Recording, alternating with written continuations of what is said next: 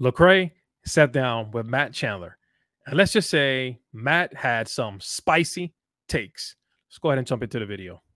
We're in, there's a lot of skepticism as far as Christianity is concerned, because of pastors, right? Because of pastors dropping the ball. I would say being human, but obviously, you know, there's a thought process of they're more than human, or they at least should have some kind of superhuman structures around them to protect them from their own humanity. But how do you talk to folks who are like, I don't mess with church because pastors keep dropping the ball? Sure. Like, what do you say to? Let me just start off by saying that I do appreciate how Lecrae mentions the pastors having the accountability and the structure around them. And that should be the starting point for, obviously, for leaders, for pastors. If you're walking with Jesus, you should have an accountability structure around you. There should be people that are walking with you. There should be people that you can kind of check in with, that are checking in on you, and that will help keep you, you know, on that level, right? Will help keep you to that standard.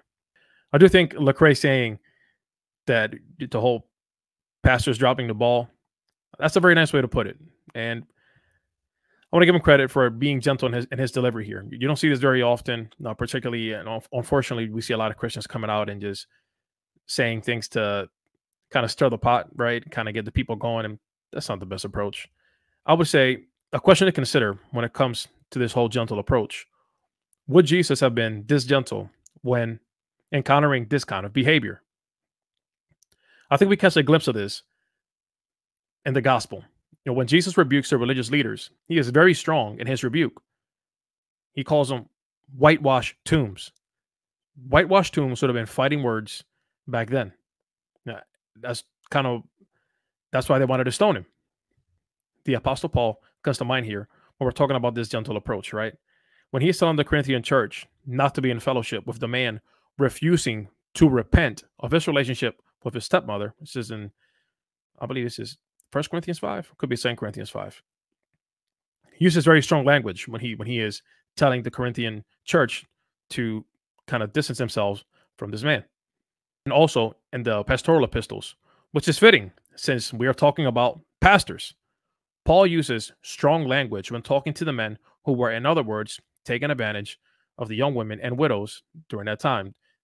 I also want to emphasize here, because this is a very touchy subject. So I want to emphasize that this is referring to those who were unrepentant. When we're talking about the passage in Corinthians, it is very clear that Paul is recommending and suggesting this because the man is unrepentant. He wants to continue living in this way. And the reason for doing this is so that the man would repent, so that he could be restored back into fellowship with the rest of the Corinthian church. On the view that some people look at these pastors as more than human or superhuman, Lecrae says this in the first portion here, I think this is part of the problem. We should honor our pastors and our leaders.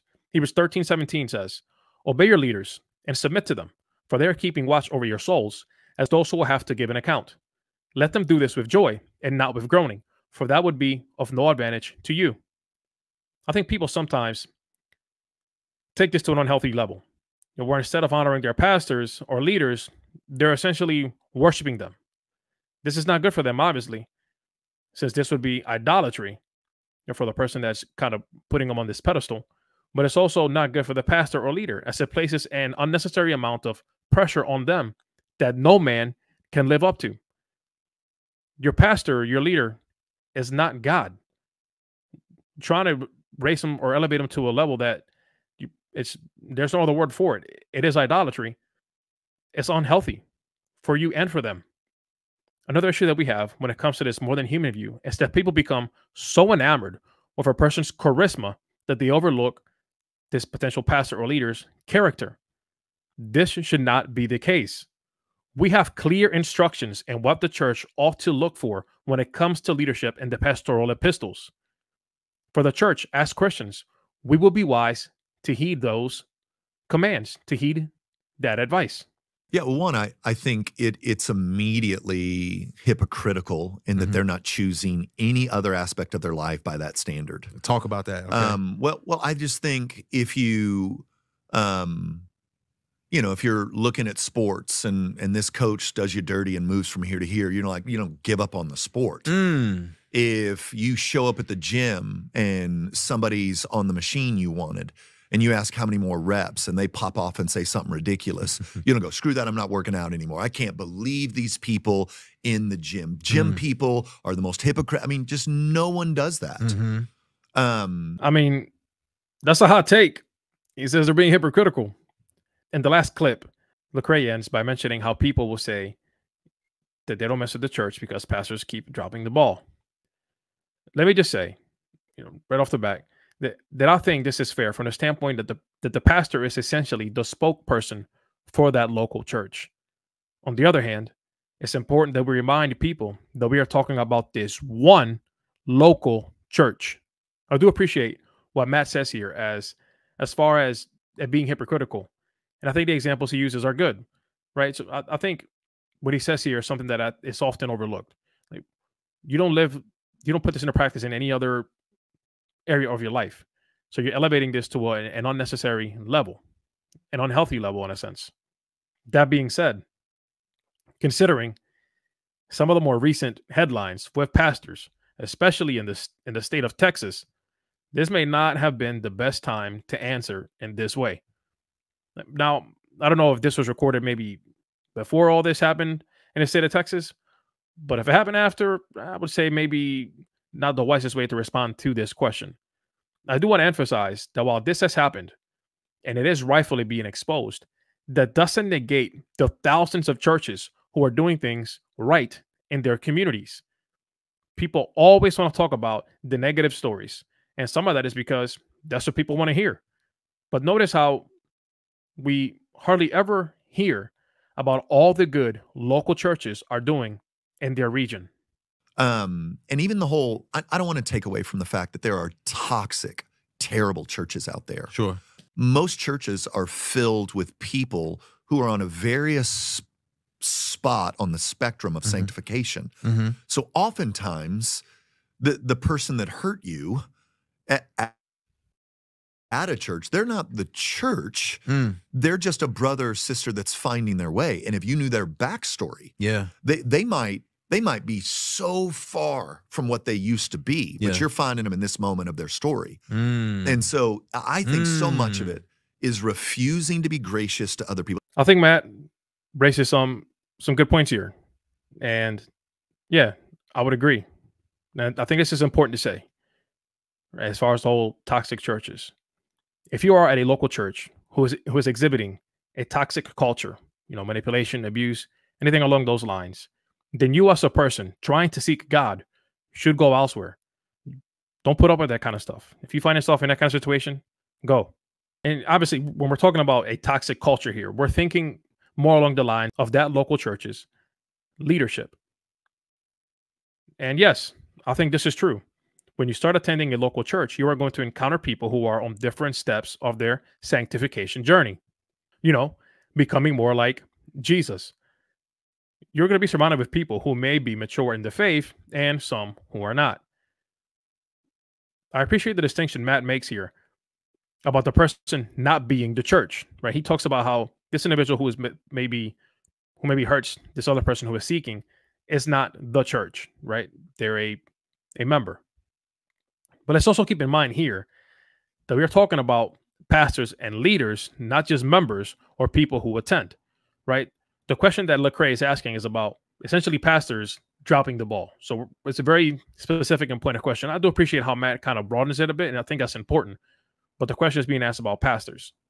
People who are part of a local church are representatives of their local faith community and representative of the capital C church. So while they may not be the church, their behavior to an unbeliever speaks volumes. Respectfully, I think this misses the point. Yes, they are refusing to be gracious, but we are in fact talking about people who are not believers. Not saying that gives them a pass, but we can't expect people who don't believe to exhibit Christian behavior. They don't adhere to that worldview. They don't adhere to that train of thought. People are like that. Right. And Christians are being made different. they're not necessarily different in this moment. They're creatures of their moment in time in history who are being made more like Jesus over an extended period of time. And sanctification isn't up and to the right. It's more like a coil along a horizontal plane, which means every Christian I know has regrettable days. Even guys that have been following Jesus for 35. I 100% agree with this take. This is probably one of the best takes here. Sanctification is a process. You don't just wake up one day and exhibit all the fruit of the Spirit. For most of us, it takes time. Where I think the church gets into trouble is in their refusal to judge those in the church, so those in the community, those in the family, who have a pattern of not exhibiting the fruit of the Spirit. Let's be honest. You can't go around claiming to be a follower of Jesus and speaking crazy to people. I'm not saying that it will never happen, but when it is a pattern, those who are close to you, right? There's a relationship there. The person that's trying to help keep you accountable, that person needs to be able to call you on it, right? They need to be like, hey, like, what's going on? You're not being a good witness with your behavior, with your attitude. This is what Paul tells us in Corinthians, that we should judge those within the family. I'll speak for myself here. I know that I have regrettable days where I just missed the mark. When this happens, we need to own it. As Christians, we need to be like, hey, I fell short, I messed up. And if, in most cases, when we sin against another person, we need to confess to that person. We need to ask forgiveness and seek to restore the relationship, whatever that looks like. And obviously, you want to repent, right? You want to bring this before God. You want to repent of this attitude or behavior and consider what may have led you to responding in this manner. When it comes to fallen pastors, I would just say we are talking about such a small group of the overall pool. I mean, there are thousands and thousands of pastors who are faithfully shepherding and walking alongside their people right now. And when you pick these 8 over the last 2-3 years because of their following or because of the size of their church, and you try to lay that tiny sample size across the breadth of Jesus's bride, and I'm just speaking of the Western world. I mean, I feel like it's unfair. It doesn't matter that it's unfair, but it's most of the guys I know. I posted about this on Instagram a while back. The guys I know who are faithful are so nervous of being accused of not being faithful right now. They feel paralyzed. So I'm having to constantly go, don't play down to the cynic. The cynic's going to be the cynic. If you live your life by the judgment of the cynic, you'll never attempt anything for the kingdom of God. That's good. And so you can't do that. You've got to lead. You got to lead with conviction. You got to lead with humility. But if you're always worried that someone's going to accuse you of being controlling, you're never going to do anything. If you're always living under the fear that someone might accuse you of being heavy-handed, then I don't know how you're going to lead. And so walk in humility, walk in accountability, and then lead with conviction, because that's what people follow, convictional leadership. Not a lot of good things here. I really do appreciate Matt saying this. Yes, the church mourns the fact that there have been pastors who have fallen. This really breaks our heart. As followers of Jesus, when we hear these stories, it's heartbreaking. It's saddening to hear. It's discouraging. And it does hurt. Like we feel for the people that are enduring this. And we feel we're hurt that this is making the bride of Christ, the church, look a certain way. It's not a good feeling.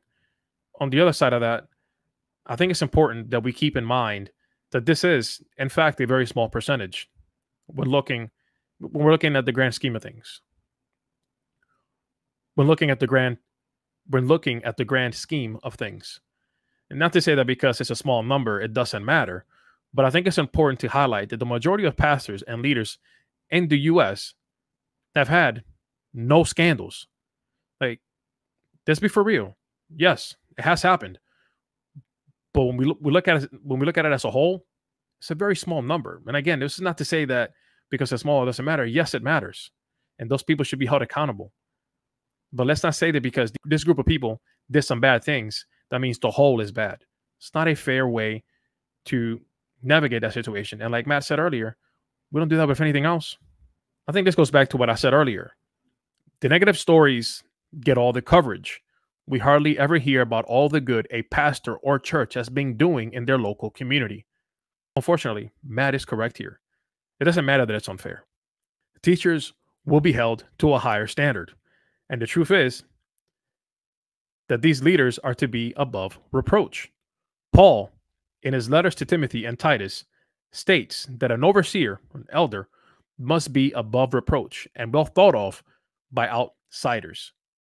When he talks about some of the leaders being afraid, this could be part of the reason why so many were considering giving up the ministry. So a few months ago, we had this report, I believe from Lifeway, come out that were saying they basically did a poll about the pastors in the country, and I want to say it was 50%, maybe above 50%, that were really considering calling it quits because of all the stuff kind of going on. All, you know, being a pastor is hard work. You know, some people when I act like it's as easy as light, it's not. I'm not a pastor. I have friends that are pastors. I see their struggle. I see them, you know, all the work, all the time that they put into it. It's a lot. We talk about respecting the office of president. Come on now. Let's respect the office of pastor. Since I've been really highlighting the pastoral epistles, let's also mention that Paul tells Timothy that we have not been given a spirit of fear. Pastors, be encouraged. The Lord has not given you a spirit of fear. In the book of Acts, when Peter and one of the other disciples, they get arrested, they tell the religious leaders, should we fear God or man? We know the answer to that. If you are a pastor or leader who is being faithful, keep leading. We need you, and we're rooting for you. I love how Matt ends here. He says, walk in humility, walk in accountability, lead with conviction. People follow convictional leadership. That's a mic drop moment. Like, seriously, can we get this on a shirt? Leader or not, let's remind ourselves to keep our eyes fixed on Jesus and live our lives in a way that honors him. Thanks for tuning in. I'll catch you next time.